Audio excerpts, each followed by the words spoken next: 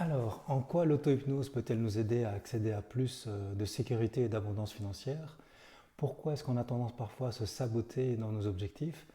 Et pourquoi parfois, ou souvent pour certaines personnes, la loi de l'attraction, ce qu'on appelle la loi de l'attraction qui dit qu'on attire ce sur quoi on se concentre, eh bien elle ne fonctionne pas. C'est ce que nous allons voir ensemble dans cette vidéo, qui est une quatrième vidéo sur le thème de l'auto-hypnose avec aujourd'hui l'abondance financière et je vais relier ça avec le concept de la santé. Donc ces ateliers d'auto-hypnose correspondent donc à des vrais ateliers que j'ai donnés la semaine passée, le dernier, ici à Waterloo, en Belgique. Et le dernier thème, c'était donc sur l'abondance financière. Et j'avais également parlé de la santé. On va voir que ces deux thèmes sont en fait liés. Le premier thème, c'était sur la confiance en soi. Vous pouvez aller voir la vidéo qui en parle. Le deuxième thème, c'était sur les relations. Et le troisième thème, qui a eu beaucoup de succès, c'était sur les traumas et les phobies. Donc si vous êtes intéressé par ces sujets, je vous renvoie aux vidéos précédentes. Et dans cet atelier, j'avais parlé donc de la santé et de l'abondance financière, c'était vendredi passé. Donc je vais faire le résumé dans cette vidéo aussi. Je ne parlerai pas malheureusement de la santé parce que ça demanderait une vidéo que là-dessus. L'atelier durait 2 heures, ici je vais faire une vidéo de 15-20 minutes comme d'habitude. Par contre, la bonne nouvelle, et c'est ce que j'ai annoncé aux personnes de l'atelier vendredi, c'est que je vais faire une série de vidéos particulières sur l'effet placebo, sur la santé. J'avais montré ce livre et j'avais déjà montré dans certaines vidéos il y a quelques mois. J'avais promis de faire un résumé de ce livre parce que ce livre est vraiment fantastique et on devrait apprendre à l'école ce savoir, cette connaissance de nous-mêmes, à savoir que nous avons un pouvoir inouï, extraordinaire entre nos deux oreilles. Et on va voir aussi que l'effet placebo, qui est donc très utilisé et étudié en médecine, mais pas seulement en médecine, mais également on retrouve des corrélations avec les recherches en épigénétique, dans les neurosciences et dans la psychoneuroimmunologie. On va voir que cet effet placebo, qui nous amène une meilleure santé, est très relié à l'auto-hypnose. Et donc je ferai une série de vidéos, 3-4 là-dessus, pour que vous puissiez vous rendre compte de l'incroyable puissance que nous avons en nous. Et également, j'avais promis aux personnes de l'atelier de faire également quelques audios, quelques vidéos pratiques pour que vous puissiez, en écoutant ma voix par exemple, vous mettre en auto-hypnose et donc travailler sur ces différents concepts, que ce soit la confiance en soi, ou que ce soit les traumas, ou que ce soit la santé par exemple. Donc je ferai ces vidéos également par la suite, donc restez, abonnez-vous à ma chaîne si vous n'êtes pas abonné, et donc je crois que les prochaines vidéos porteront sur ce livre aussi, et j'ai également l'intention, c'est le bon mot, de vous partager, alors je ne sais pas si on le voit parce que c'est à l'envers pour moi, mais donc La science de l'intention, qui est un livre aussi magnifique. Ce sont deux livres scientifiques, même dans ces livres-là, vous voyez, il y a toute une série de graphiques, par exemple sur des IRM faites sur des personnes qui sont passées par des séminaires où on pratique l'effet placebo, où on pratique l'auto-hypnose en fait, et on va voir le lien entre les deux. Alors, d'après vous, quel est le lien entre la santé et l'abondance financière? Parce qu'il y a un lien, bien sûr. Alors, bien sûr qu'il y a beaucoup de conséquences positives aux deux, mais le lien le lien que je voudrais mettre en évidence dans cette vidéo, et que j'ai mis en évidence dans l'atelier de la semaine passée, c'est qu'en fait, ce lien, c'est l'énergie. C'est-à-dire que l'énergie, ça veut dire que si je suis en bonne santé, j'ai beaucoup d'énergie. Si je suis malade, je suis en manque d'énergie. Et le manque d'énergie amène la maladie également. Ma capacité d'adaptation diminue, mon système immunitaire est moins fort, j'ai moins d'énergie, je sais moins résister, je suis vite fatigué, mon mental, j'arrive plus à me concentrer. Et je dors mal, etc., etc. Et si je manque d'énergie, si je manque de sommeil, c'est la catastrophe. Donc la santé est caractérisée par un bon niveau d'énergie, tout comme l'abondance financière. L'abondance financière, en fait, pour moi, c'est de l'énergie aussi, et c'est important de le voir comme ça, on va le voir, parce que l'énergie, c'est un échange, et on va voir que le fait d'être dans l'abondance financière nécessite d'avoir une vision d'échange. Ça, c'est vraiment fondamental. Et on peut dire que l'argent, finalement, c'est de l'énergie en bouteille, c'est-à-dire que l'argent n'est qu'un moyen pour atteindre des objectifs. Je vois parfois des personnes qui me disent je voudrais être riche, je voudrais gagner autant, Mais ce n'est pas un objectif en soi, parce que ce n'est qu'un moyen pour arriver à quelque chose. Si on est si on veut cet argent, qu'est-ce qu'on va faire avec? Et c'est ça qui compte. Et on veut peut-être acheter des maisons, on veut peut-être voyager, mais encore une fois, on peut se poser la question, mais pourquoi? Et tout ça nous amène à vivre en fait des états d'être. C'est-à-dire qu'en fait, en voyageant, en ayant des maisons, en ayant ceci, cela, je me sens, je me sens dans un état particulier, et c'est ça que je recherche. Et cet état d'être, c'est un état d'abondance en fait, c'est un état de liberté, de paix, on peut mettre plusieurs mots, de sérénité. Et finalement, c'est important vraiment de savoir ce qu'on veut et de voir que l'argent n'est qu'un moyen pour y arriver, et peut-être même qu'il y a moyen d'obtenir cet état sans avoir de richesse particulière. J'en suis personnellement, j'en suis évidemment persuadé, j'imagine que vous aussi, on n'est pas obligé d'être riche pour accéder au bonheur, par exemple. Alors voyons en fait l'idée que j'ai mis quelques notes ici, c'est qu'en fait, en considérant l'argent comme de l'énergie en bouteille, on a cette idée d'énergie et donc d'échange.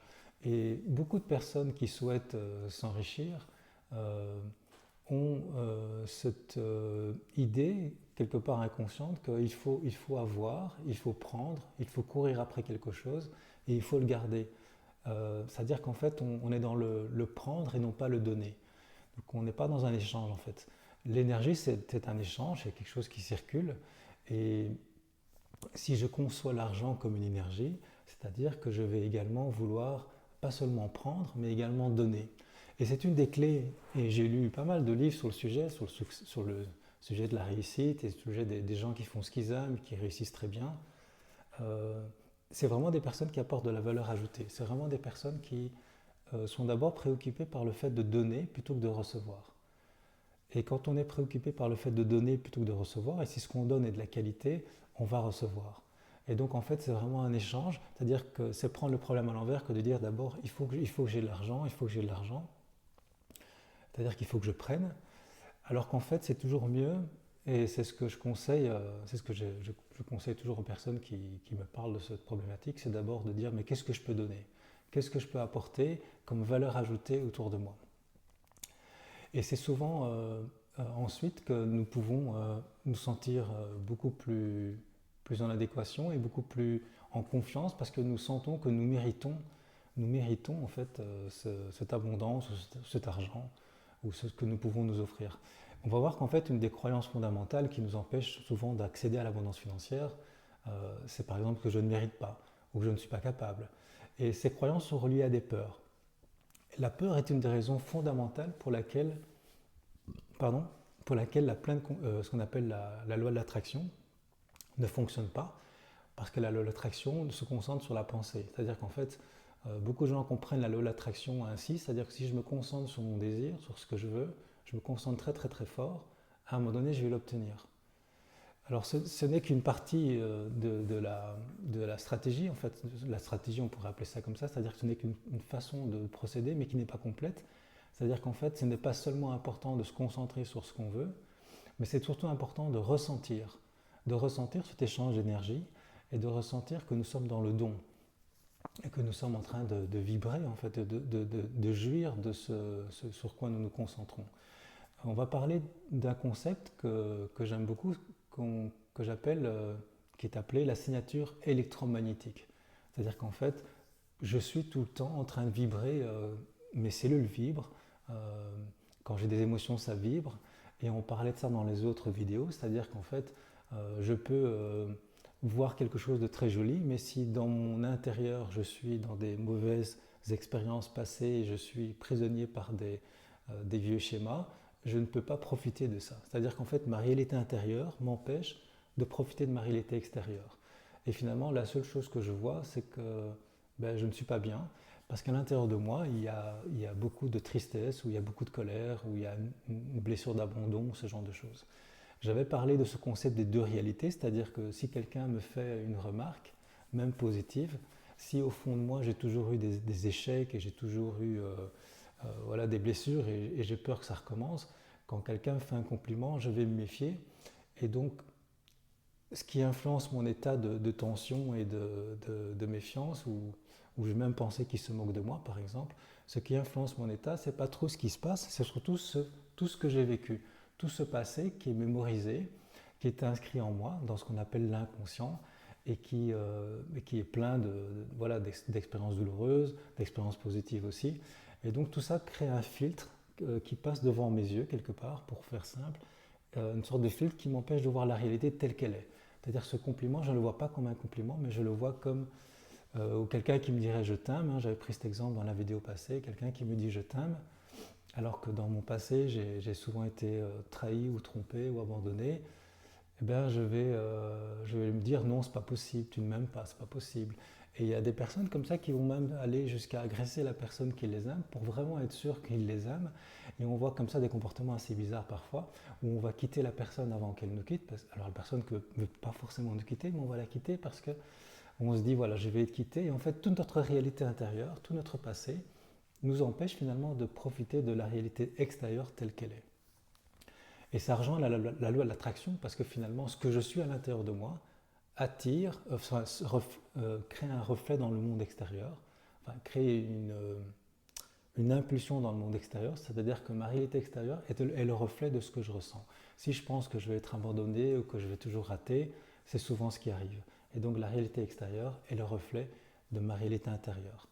Alors par rapport à cette notion de signature électromagnétique, quand je pratiquais l'auto-hypnose, elle est très importante, c'est de pouvoir vibrer donc, au niveau électrique, au niveau magnétique, avec un signal très fort, très cohérent. C'est-à-dire qu'en fait, si je suis concentré sur un objectif qui est un objectif de santé ou un objectif d'abondance financière, eh bien, il est important que je sois dans une signature électromagnétique qui est très cohérente. Ça veut dire quoi? Ça veut dire électrique, électromagnétique. Donc électrique c'est la pensée.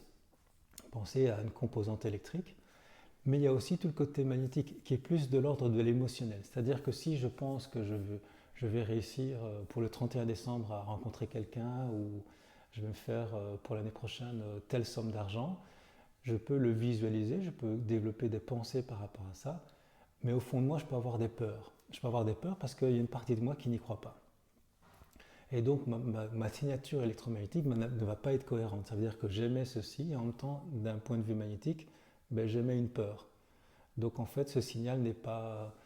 Finalement, c'est plus la peur qui va influencer euh, ma situation que ma pensée positive. Et donc on va se saboter sans le vouloir, parce que si on ne va pas voir à l'intérieur, si on ne va pas voir cette peur, si on n'en est pas conscient, alors on en est toujours quelque part conscient, parce qu'on sent bien que quand on se concentre sur quelque chose, on dit oui, je vais y arriver. Parfois, il y a une petite voix en nous qui dit non, non, tu ne vas pas y arriver, ou c'est trop dur, ou tu es naïf, ou ce genre de choses.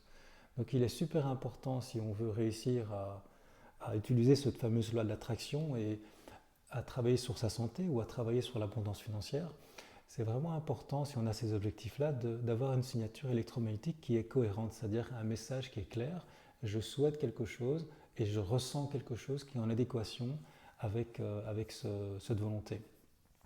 Donc le magnétique, c'est plus les émotions. C'est-à-dire que si je me concentre sur la santé ou une situation financière un tel, je vais non seulement le voir, mais créer des images par rapport à ça, mais je vais ressentir toute l'émotion positive que ça amène.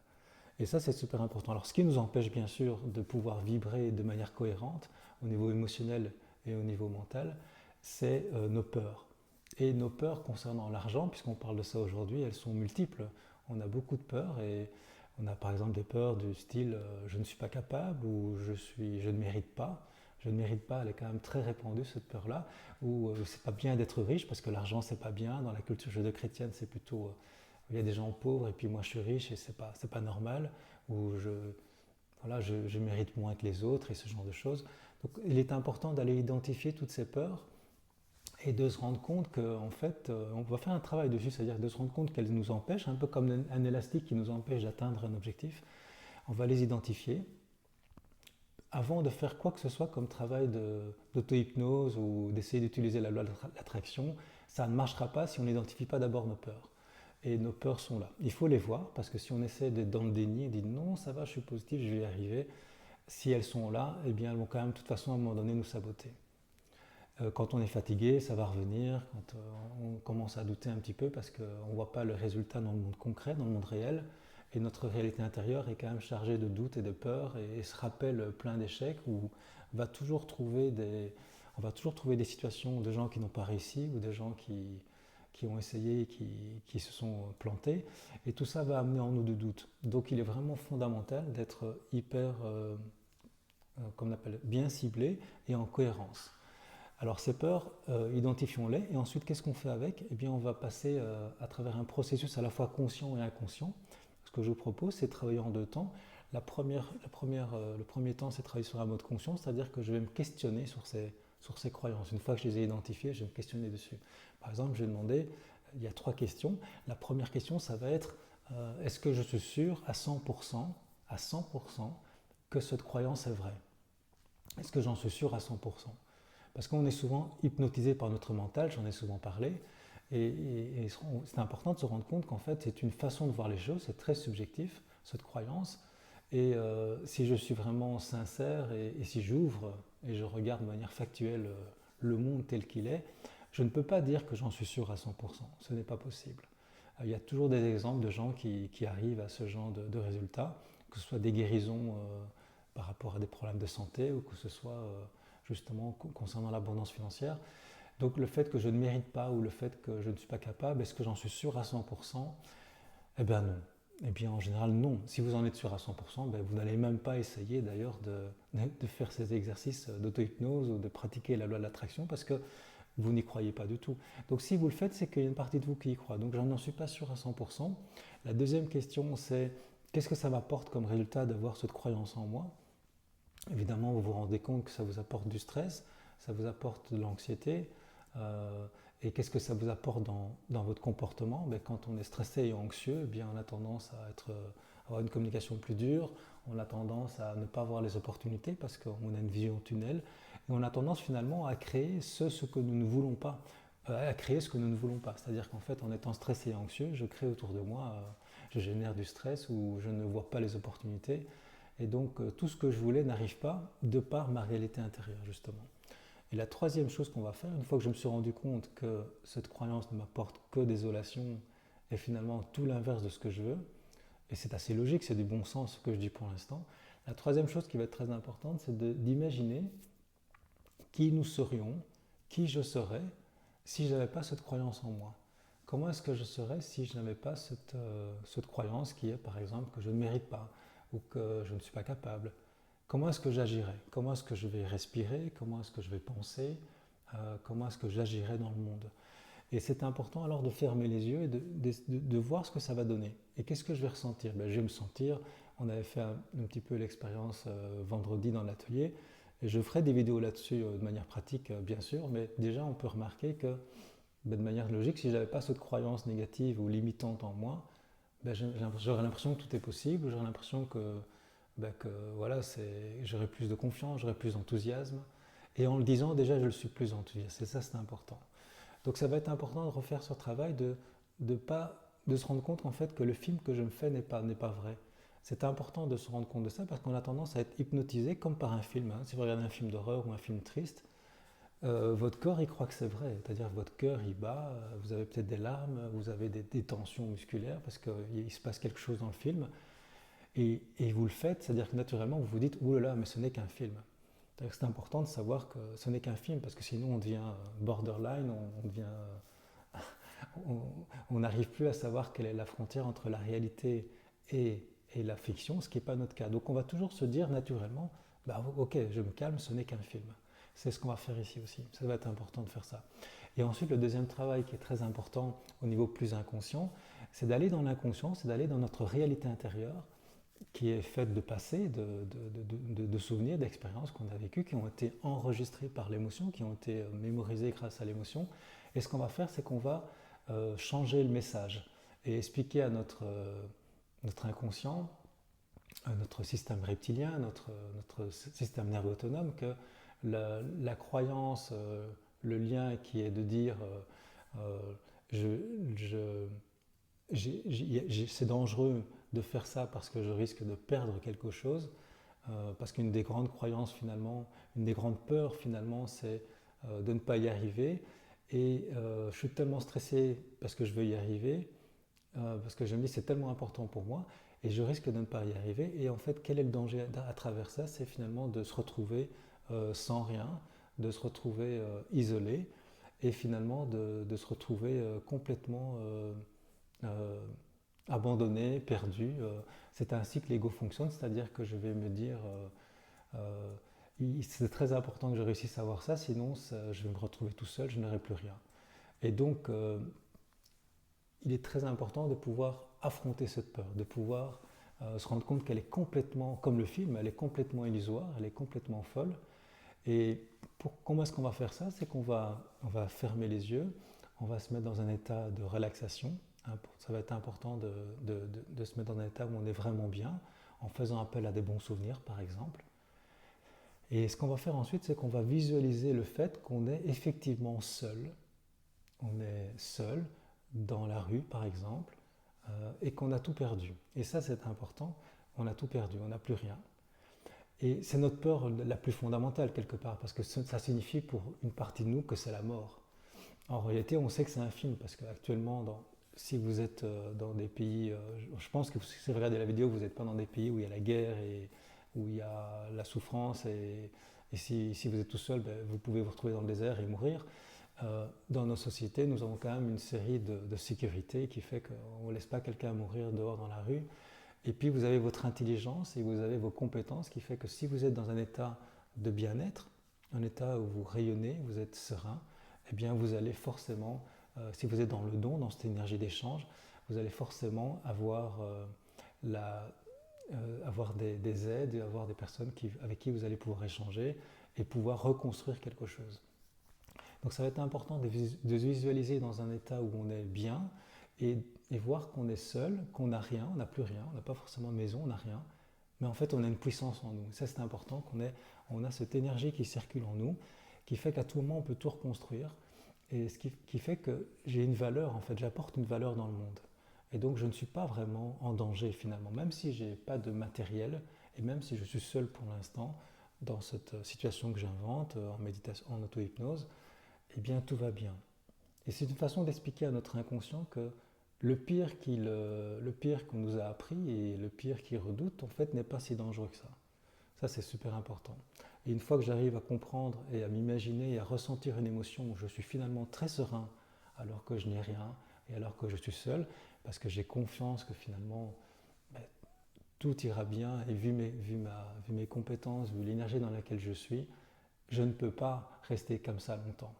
Parce que je vais créer des liens et parce qu'il y aura des opportunités et parce que si je suis serein et dans l'harmonie, je vais comme un soleil attirer un tas de personnes.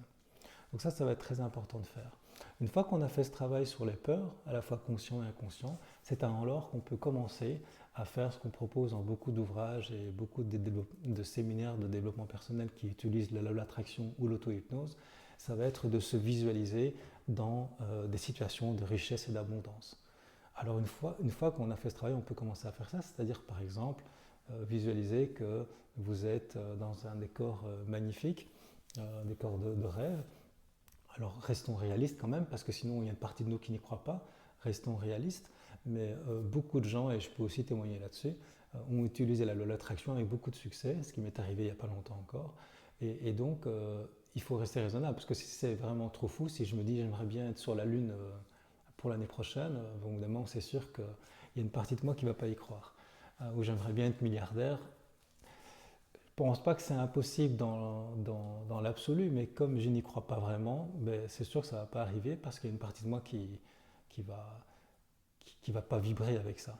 Donc ça va être important quand vous allez visualiser l'espace dans lequel vous voulez vous trouver, dans l'état de santé dans lequel vous voulez être, ça va être super important de pouvoir ressentir l'émotion que ça apporte. Donc non seulement vous le visualisez, ce que je disais tout à l'heure, donc une signature électromagnétique qui est cohérente, c'est-à-dire que je vois, je ressens, je peux voir la lumière, je peux sentir les parfums, je peux voir le paysage. Hein. Si par exemple vous visualisez une maison, une belle maison, moi c'est ce que j'avais fait il n'y a pas longtemps, et vous voyez le paysage, et puis vous sentez l'ambiance, et vous sentez surtout les émotions que ça vous apporte. Et ça c'est super important. Quelles sont les émotions que ça vous apporte? Et là, votre signature électromagnétique, elle est cohérente, elle est forte. Et si on en croit les développements plus spirituels ou psychologiques concernant la physique quantique, eh bien effectivement, je lance une intention dans les champs des possibles et je crée une réalité. Je suis co-créateur de ma réalité. Alors c'est ce que je vous invite à faire, c'est à passer par ce processus que j'ai décrit avant de visualiser quelque chose de positif. Travaillez bien sur vos peurs, c'est super important. Et puis je me permettrai alors par la suite, pour ceux que ça intéresse, de vous proposer des vidéos plus pratiques en fait sur des séances d'auto-hypnose. Et ce que je ferai donc, j'espère, la prochaine vidéo, parce que j'avais commencé à faire en fait des résumés de ce livre, L'effet placebo, c'est vous. C'est vraiment un livre extraordinaire. Mais malheureusement, le son était mauvais, donc je n'ai pas publié ces vidéos. Donc je vais recommencer. Donc je vais vous représenter ce livre, je vais les refaire.